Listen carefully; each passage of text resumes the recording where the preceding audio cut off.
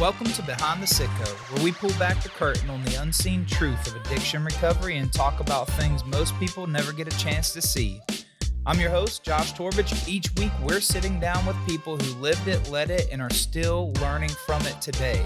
This isn't polished, it's real, it's raw, and it's noted in the faith and hope because we do recover. So whether you're in recovery, walking alongside someone who is, or just trying to understand what healing really looks like, you came to the right place. Let's dig in. Hey, what's up, everyone? Welcome back to another episode of Behind the Citgo. We've been hanging out behind this Citgo all week, waiting for you to get back to have this conversation with us. And I'll tell you what, today we got a good one. I got a lot of friends here today. We won't fit another seat at this table, okay? There's not room for anybody else. My friends today are here to talk about lessons from Relapse. They're all people with personal experience in recovery. And I just thought for the sake of today's episode, we go around the room and just quickly introduce yourself, maybe where you've come from. And this is all a fun thing, a fun fact about yourself. I didn't warn them that was coming. So I'm going to be curious now to hear how it starts. So yeah, why don't you introduce yourself to the folks? I'm Maria and I'm from Stanley County, and fun fact about me is I am a trained Latin ballroom dancer. Okay. I did not know that. All right. I'm Tara Register and I'm from Robeson County, and I guess a fun fact about me is that I find a positive in all the negative situations, and I like to laugh. I can turn up a room. My name is Sean Peterson. I'm from Saginaw, Michigan, and music. I have a love for music and recording music, producing, recording, all that. So, and might I add, like the best podcast voice ever. Yeah, I've heard that before. Okay, yeah. Listen, today I'm feeling really legit, right? Like that Sean is busting out the best radio voice that's ever yet to be on the podcast. Okay, I just had to put that out there for me. Okay, well, thank you. And my name is Patrick. I am actually from Lexington, North Carolina, in Davidson County. And one fun fact about me, a lot of people don't know, some people might know, but I love to bake, and I'm a very good baker. Ooh. I didn't know that. You know how I knew that? You bake because my like stuff? 10 of these pounds is your fault. Yeah. So there's this concept that we all become really familiar with in recovery, and we thought the healthiest discussion today would frame up how relapses, they suck. Nobody really prepares to relapse, and something that I always found uniquely uncommon, I think, is that whenever we step into the recovery world, there's so many people who might come back into it after they've relapsed, and they would say, have y'all heard this before? They would say something like, I don't even know what happened. Like I've Been there. I don't even know what happened, right? And it's like, it just happened. Yep. I don't even know what happened. And then, so maybe after a while, though, clarity starts to creep in and you start to see the subtle signs. Mm-hmm. So which one of you talked to me first about the subtle signs on how that thing started creeping back in the last time that you found yourself at the segue of a relapse? I would say for me was lack of gratitude. Like I stopped seeing the small things. And being thankful for the small things, and it affected my attitude. I think that was the main thing that I can look back and see. Yeah. Mine was the mental relapse, allowing those who were close to me talk down to me, and allowing that to define who I was, knowing that's not who I am. However, that started to define me, and that just led me back into the vicious cycle of relapse. You don't know it when it's happening. There's a weird thing, and I'm gonna check in with Tara and Patrick about this, but like I'm thinking in my head, you don't know it's happening, but it's happening. Yeah. They got this phrase in recovery, and they look around the room and they see some of the signs, that we just mentioned, and they say they're already using. You've heard that before, and then you think like, what do you mean? They got stuff up in here or something? Like they're already using? They're not really saying that they're actively using. What's that look like when they say they're already using? So they're already in the direction of using without using mentally, kind of like what she said with mental relapse. You start picking up on people's behaviors from the past, like what they start exhibiting that they may not even have noticed before they even relapsed.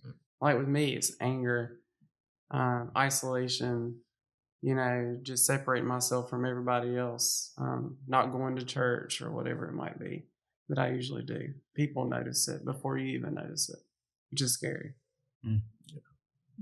For me, I believe it's relationships. Trying to rush the gun, get close to somebody and then it doesn't work out, and that's life. Sometimes they stick and they stay, and sometimes they don't. And then I find myself like I have a problem being alone. And when I figured that out, that I wasn't ready to be by myself, then I still had a problem. That's good.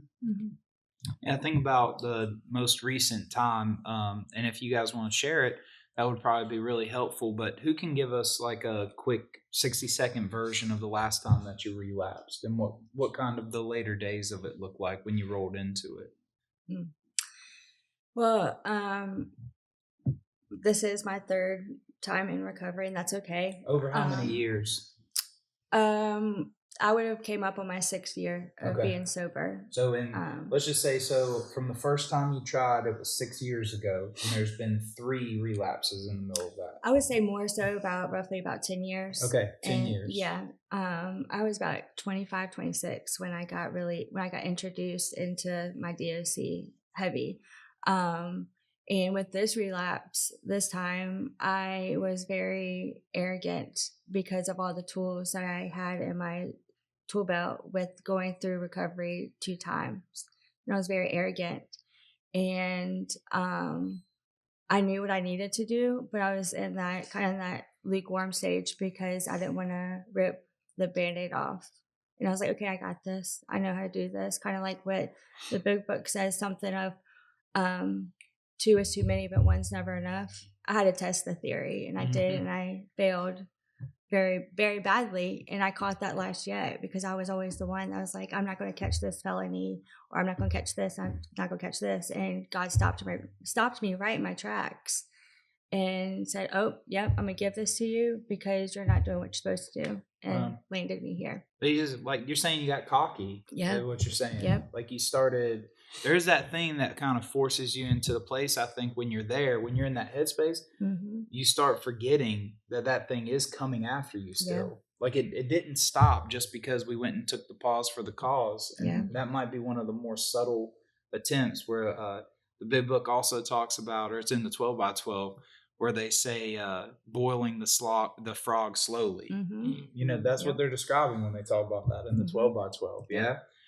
Sean, talk to us about the last time, right? The last time you relapsed, and what did that look like while you rolled into it? I would say after, I graduated program at CRCI, stayed on, did the LDI, started working.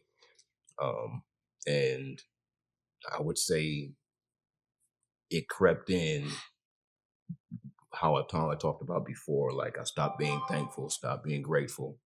I began to hide, start isolating myself. I was still involving myself in ungodly behaviors.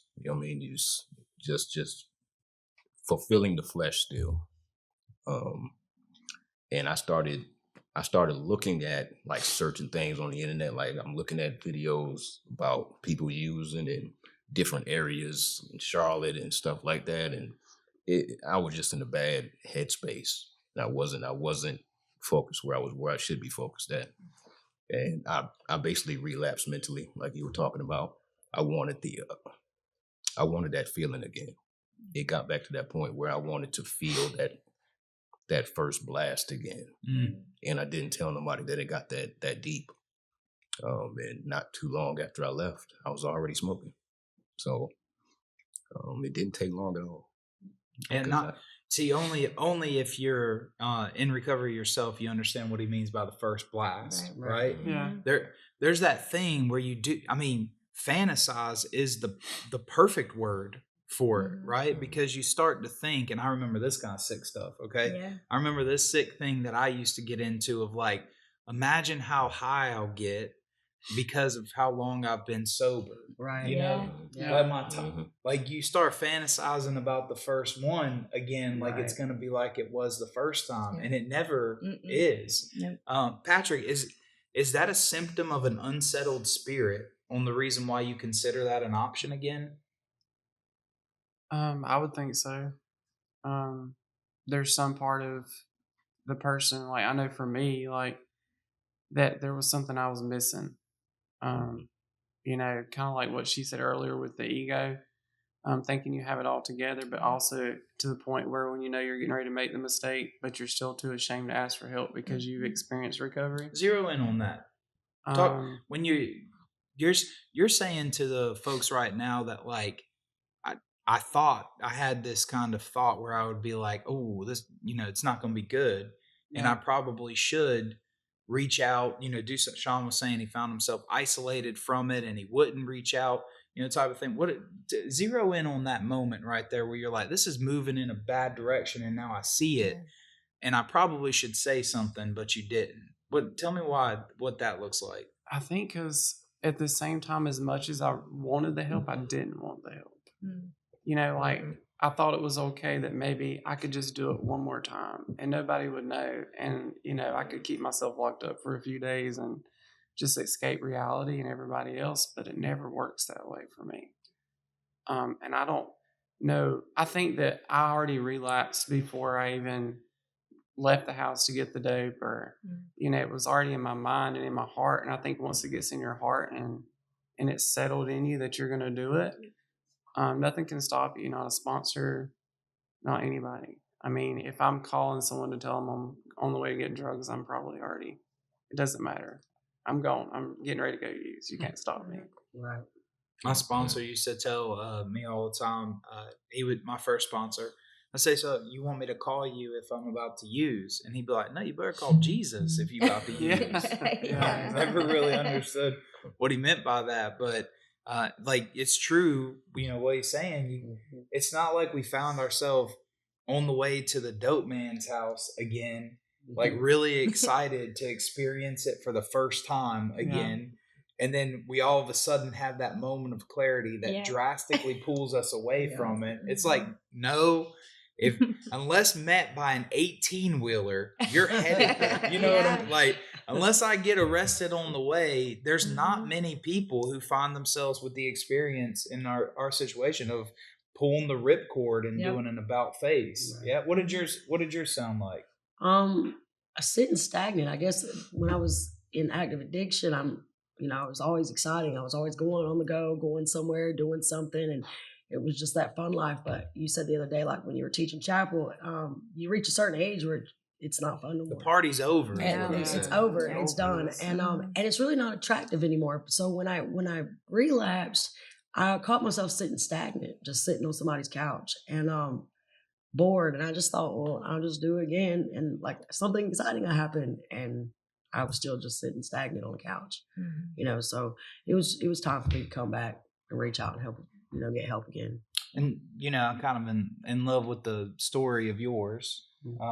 Right. And I'm going to butcher it, but you're going to help me. It won't be the first time. It won't be the first time that I butchered it. But I think it kind of gets us transitioning into the second part of this conversation, which is an active community and how that helps pull people from that place.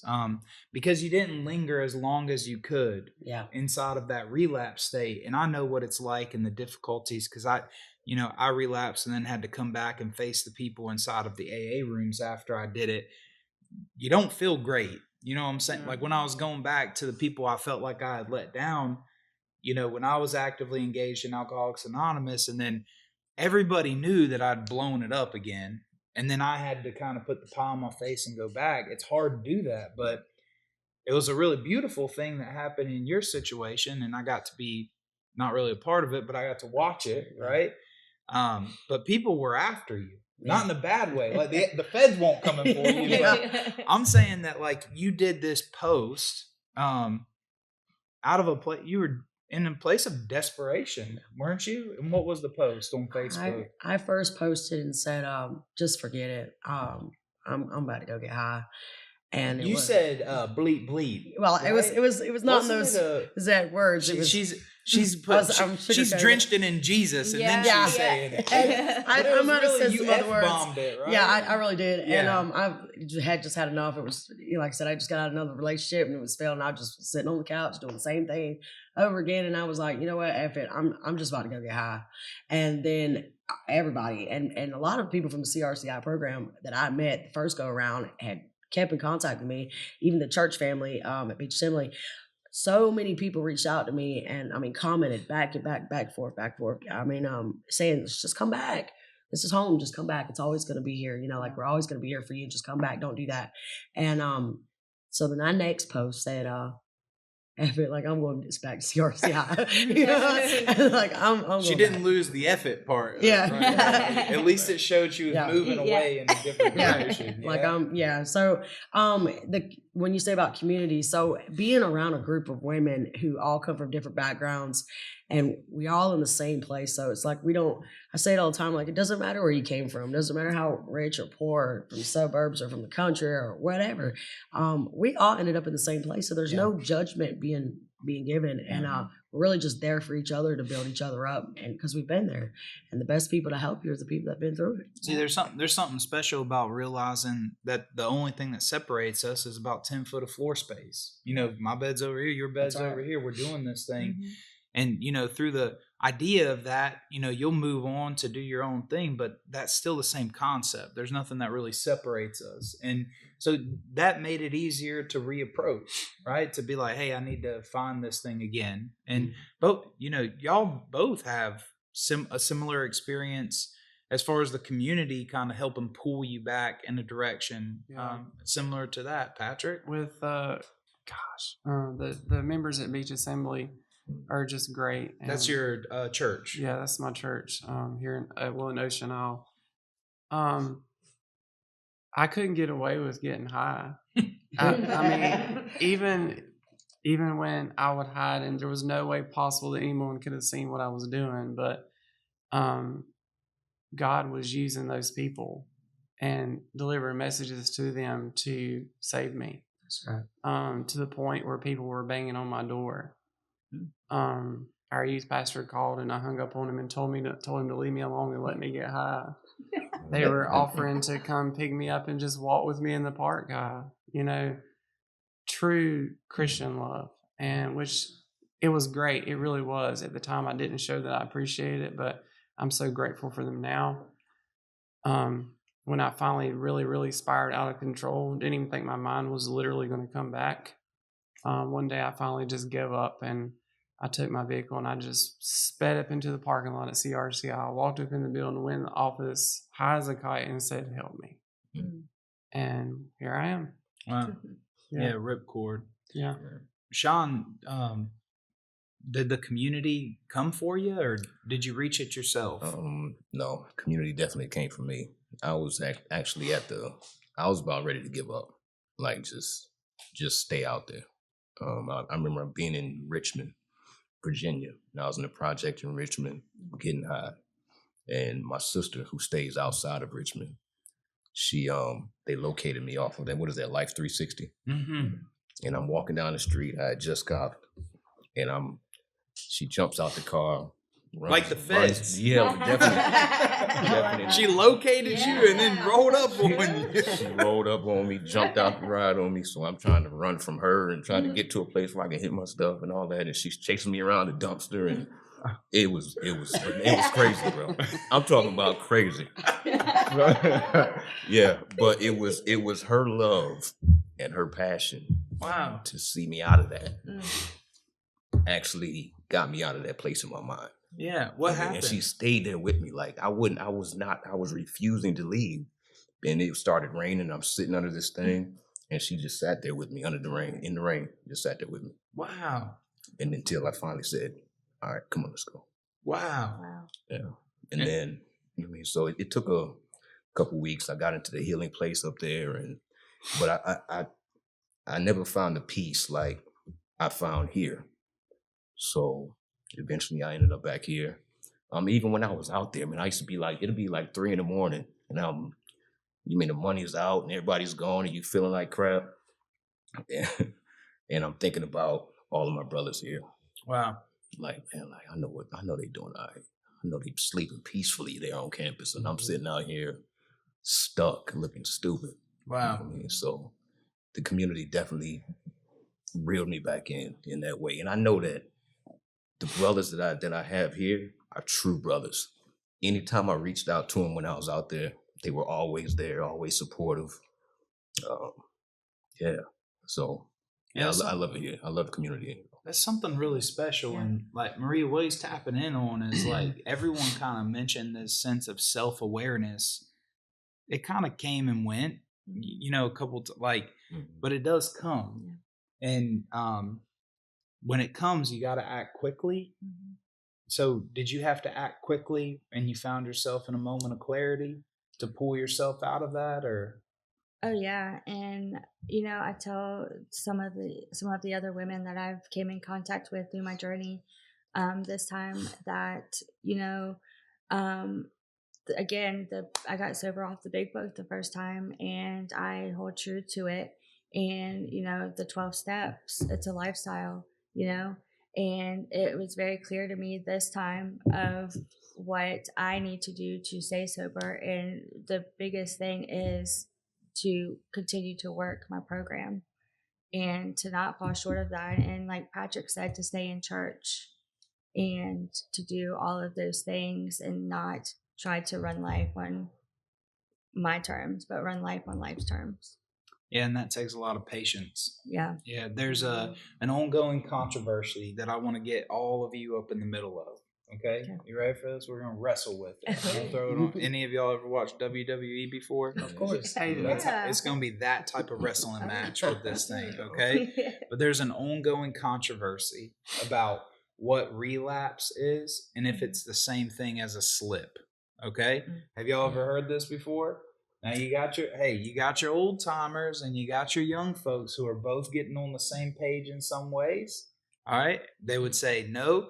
There is no such thing as a slip. It's always a relapse. And then you got some people who are in the other school of thought that says a little bump in the road, okay? But you know, it's kind of like the couple who's dating. I always think about this analogy, right? Y'all know what I'm about to say, huh? The couple who's dating, right? And they say, you know, they'll break up 3 or 4 times over the course of 4 years, but when you ask them how long they've been together, you know what they'll say? 4 years. Yeah.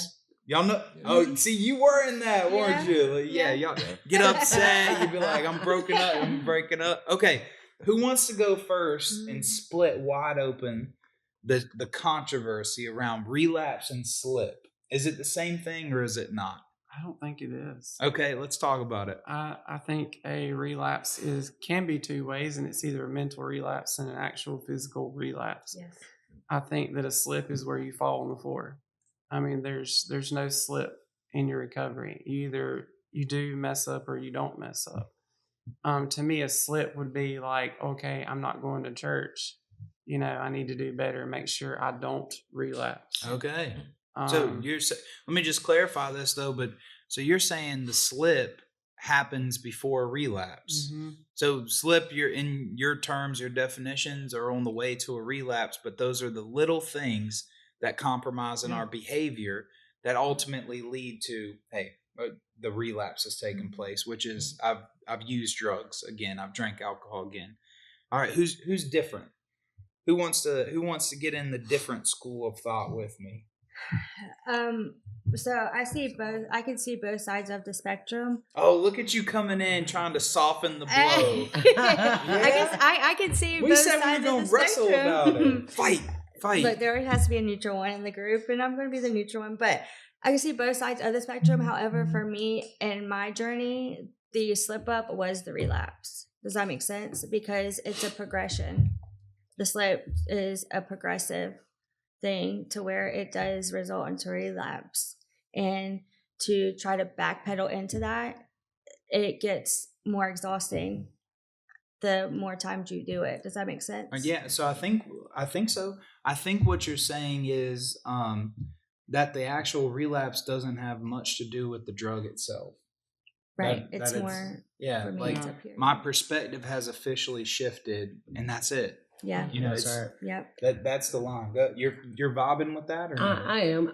I kind of agree with both of them. At the same time, like I know when I was going to NA, and I was able to do the right thing, got a job, was working, and I was stable for the most part. But when I stopped going to NA, stopped trying to get to NA, let my job go, relationship and stuff happen. That was my slip. Stopped going to church as much, and that slip really did lead me back to relapse. Yeah. And so I agree with kind of both of what both of them are saying.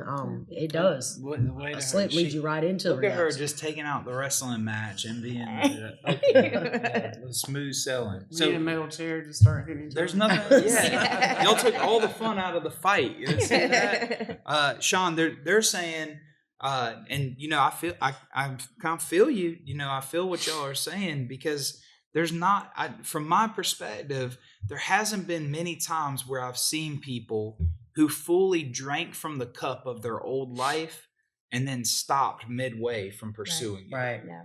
And that's kind of what we're saying. You know, like once you start rolling the ball in that direction, most people can't stop the ball. Yeah. Are there ever times that people do? Have you seen that? Maybe on certain substances. Okay. Like certain drugs, I know with my drug, there's no slipping for me. You know what I mean? If I put one in me, I'm all in. I mean, so it's no slip with me on that. Yeah. Maybe you can slip and have a beer or something if that's not really your drug of choice, and then you're like, all right, I'm messed up. I'm going the wrong route. You know what I mean? That can be considered a slip, but I don't in my world dealing with the substance that I like, there is no slip. I got myself, I was living for the year before I got sober, the last one in 2012, 2013. I was living in Carolina Beach, and there's a Wells Fargo at Monkey Junction. Mm-hmm. And I told myself I was just going to do one. Okay? I told myself I was just going to do one. Yep. So I went to the ATM at Wells Fargo, and I pulled out just enough money for one. All right. And it was kind of ironic, all right, because this is what happened when I got sober. I was going through some of my old things. All right. And one of the things came out of my car glove box where my mom had just taken stuff out of my car glove box whenever I went to rehab. And I found that night worth of ATM transaction receipts. Okay. And it was a course of me periodically throughout an entire night withdrawing 10 times, and the last 4 were putting me in overdraft. Okay. Y'all know what I'm talking about. Yeah. So imagine how sobering it was to see and remember that not like I was just on it, you know, and that, I mean, that kind of is the thing. Like all of your intentions point to, hey, this is just going to be a quick lick and I'm going to be done. But then it calls you. You know, there is no quick lick when it happens. And so like, yeah, while it was sobering to remember that and to watch that thing happen. When you guys are headed out of that relapse situation, what kind of things have you carried with you into this go at recovery? Okay. So do you ever find yourself pondering, Maria, do you ever find yourself pondering about lessons learned from the past whenever you feel like you might be stepping onto shaky ground today, when you're having a hard time, when you're wrestling with life not living up to your expectations, or maybe when you're fantasizing old thoughts? What do you pull from those lessons from relapse today? For me, it's the yets and the consequences, because this time I caught the charges that I was very arrogant to in this relapse, and because of that now I'm in huge legal trouble. And you know what, that's okay, because that's what, you know, you reap what you sow. And that's what I quickly remind myself of is, okay, that lifestyle got you this. How about we flip that and remember when you were sober and that lifestyle got you all of the blessings and got you what you wanted. Wow. You're choosing your future. Yes. Kind of. Yes. That's different than choosing your circumstance. Absolutely. Right? Because it's really powerful, I think, what you're tapping into because when we talk about choosing, and how you can introduce choice to somebody's life, we've all chosen, really, we're living our lives with the idea of where we want to be. Yeah. But if we went back to ourselves and we chose our lives for what we wanted to experience, it would look really different. Right. Right? Because I'm experiencing things today that I really don't want to experience. There's problems that I have and issues with family and all the stuff. But what kind of way I stay true to moving forward over and above those things is because I've chosen first and foremost where I want to go, where I want to head to. That's a very powerful statement. Patrick, how are you getting to the place to where you're making sure those examples or the lessons that you learned from Relapse are still with you today to kind of maybe keep you more centered when you approach life?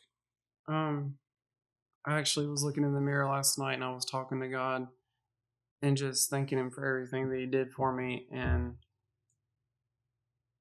vivid images came to my mind, reminding me of things that God actually brought me through, to where I was walking on the side of the street in my underwear and almost got arrested and put in the hospital.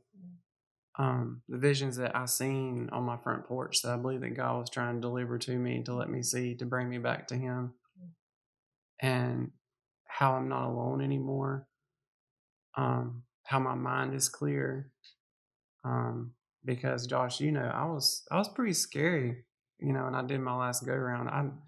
My mind was far out there. I didn't even think that I was coming back. I felt like I was in a different dimension. Yeah, since you're bringing it up, we were kind of worried that you were permanently burnt. Yeah, I felt bit. like I was. Yeah, you had gotten lost in the loop a little bit, right? I didn't know if I was on hell or if I was on earth or if I was where I was at. Yeah. I felt like I was trapped in this spiritual dimension that Satan was just playing with my mind. And I believe I was still here, obviously, on earth now, but I believe that it was just the enemy unleashed on me to bring me back to God, and it terrified me. And I do not want to go back to that place again. I am so grateful for God, because if it was not for him and my sponsor and the people that really love me, I would not be sitting here right now. Oh, I don't even know that I would be here right now if I would have kept going. Yeah. Wow. Sean, the things you bring with you today to make sure that you stay grounded, what's anything from back then that's going to keep you from rolling in that direction again? I would say this time when I came back, the big difference for me is basically revelation from God. He really opened my eyes up to a lot of pride, a lot of self-righteousness, a lot of things going on in my heart that led me down, that path in the long run. But and introducing me to people who were very truthful with me, like Tori in Stanley. He laid it out in a very blunt way. You know what I mean? And it opened my eyes a lot to where my purpose is. And my purpose is to be in community. My purpose is Christ. My purpose is, he is my life. And me looking outside of him has always been my problem. Me looking at trying to fulfill my own selfish desires and my own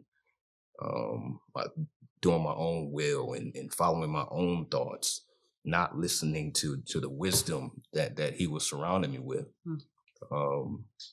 That really, that is what is going to keep me on that narrow path.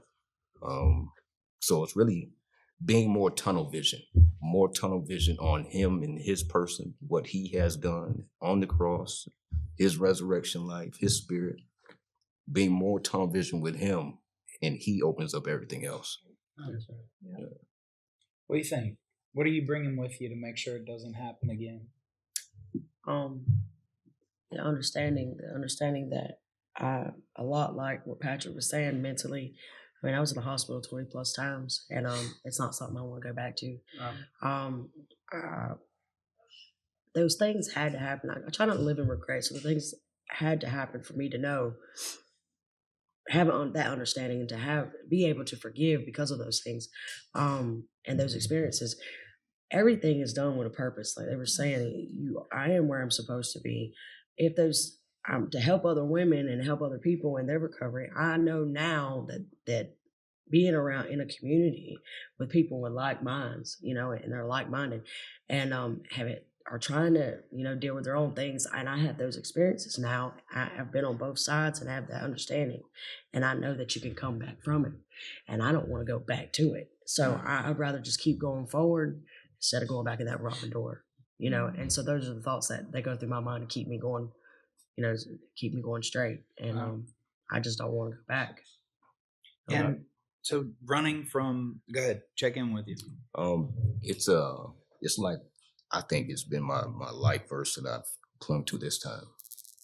In Luke 22, when before Peter was going to deny Christ, and Christ was saying, Satan has been asking me to sift all of you.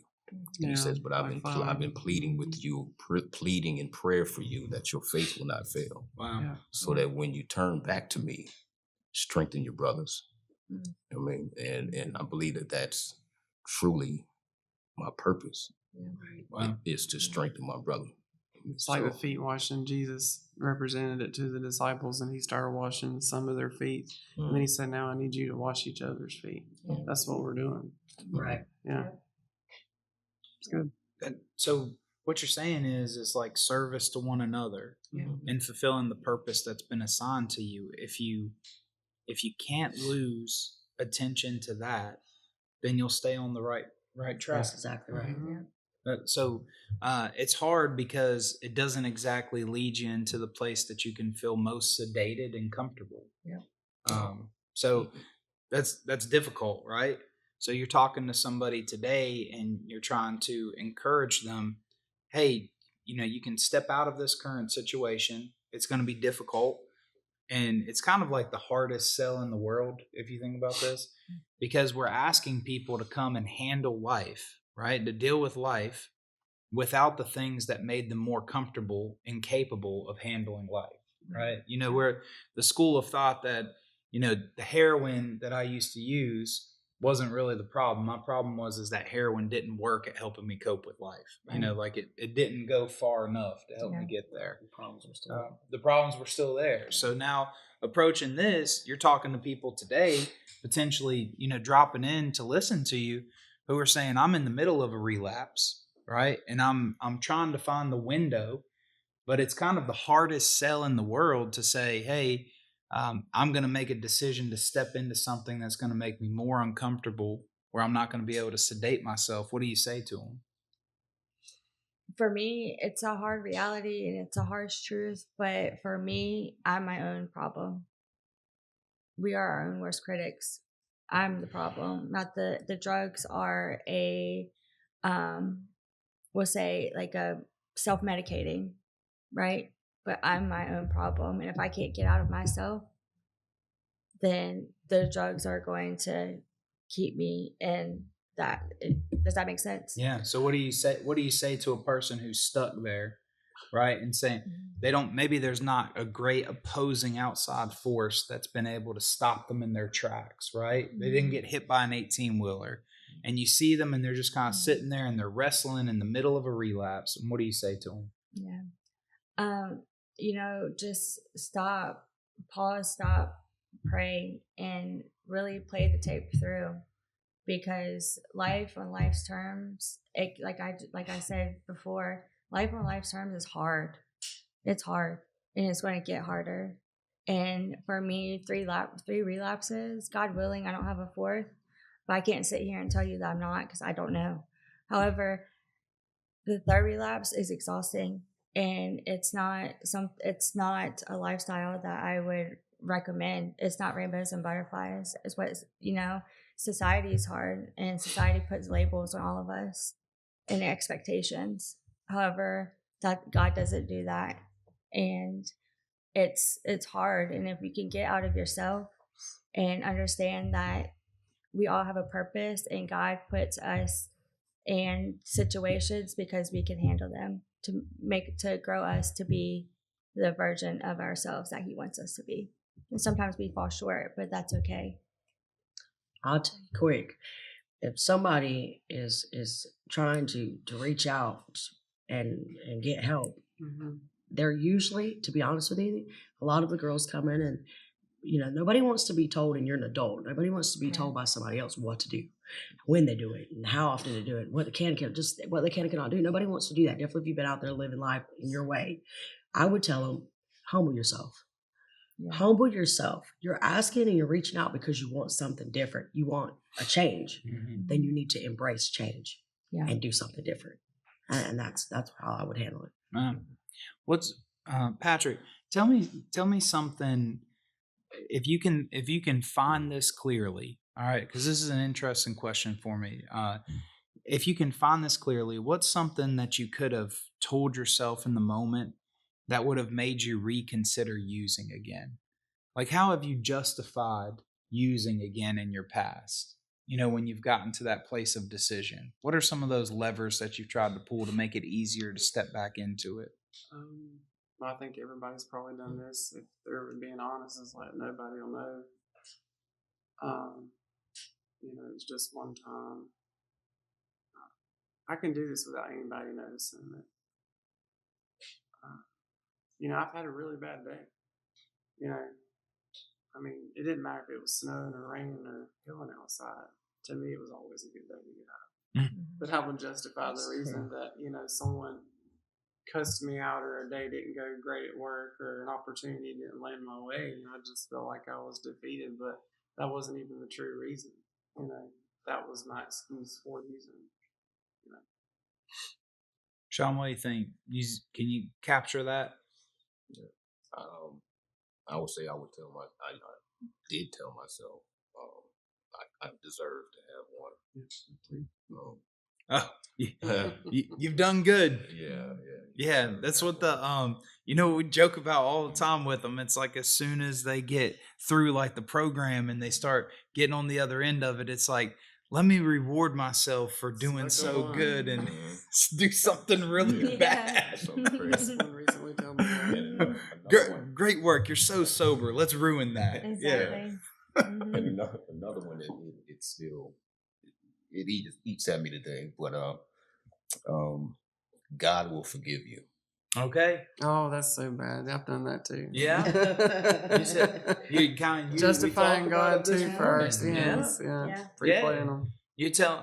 So you're saying because I know God and that He will, forgive you, and that there might be that pathway back. And the truth is a lot of people, and this is another slogan that we hear often, right? How many of you heard say, "Well, I ain't got another one in me. Yeah. That's why I'm not going to relapse again."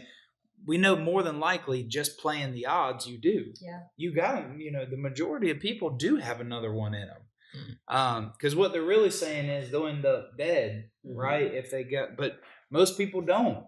Most people do have another one in them, so that can't really be the energy applied to it. So when we wrap this thing up, this is the question that I want kind of you guys to think of and consider. There was always a moment. And in that moment, you thought to yourself that there wasn't anything worth stepping out of your current situation for. Okay? So what I want to ask you, what are you in pursuit of? What's helping you stay focused and where you're headed? Anybody got something that comes to mind quickly? Stability. Okay. A home, a right mindset, family, just, I'm not going to say a normal life, but something stable. Okay. Just all the way around, all aspects. Mine's family, just career. Go ahead. Sorry, family, careers. Just to be a part of something and not feel like I'm separated. Yeah, mine's just being the classic, be a productive member of society again. Because when I was sober, and like I said earlier, the countless blessings that I kept receiving when I would be like, oh, my credit score was so bad. Whenever I relapsed the first time, I'm not going to get that car, or I'm not going to get that house. However, God found a way for me and just a countless number of blessings. And, there's going to be little bumps and kinks in the road because life and lifetimes that happens. However, having those tools and being able to handle it is a heck of a lot better life than depending on a substance. Yeah, it's meaningful. Yeah. Sean, pursuit? I would say, well, I want to, of course, being able to take care of myself, my family, to stay completely away from drugs for the rest of my life, being reconciled with my children, for peace of mind. And I believe that all of that will come. You know what I mean? Like my true pursuit is Christ. My true pursuit is Him, because I believe that it's not me focusing on recovery won't do it. But me focusing on regeneration and His kingdom, you know what I mean, will that everything else will come as a byproduct of that. Wow. Yeah, I believe that too. That's really great. That's really encouraging. This has been a good conversation. So, what we pray for these episodes that are aired, that the right people tune in and listen to them. Yeah, so you guys come in to share your stories and to share your experience in this. It'll go on to be effectively useful to our community. So thank you for being willing to do that today. You know what I got to do before we go, all right? It's going to put them on the spot. Yeah, we got to get Sean to lean into that microphone and in the best radio voice say thank you for tuning in to Behind the Citgo. Can you do, bro? Just lean into that mic real quick. And tell them You got this. There you go. Thank you for tuning in to Behind the Citgo. See that radio? All right, we appreciate y'all watching. Thanks.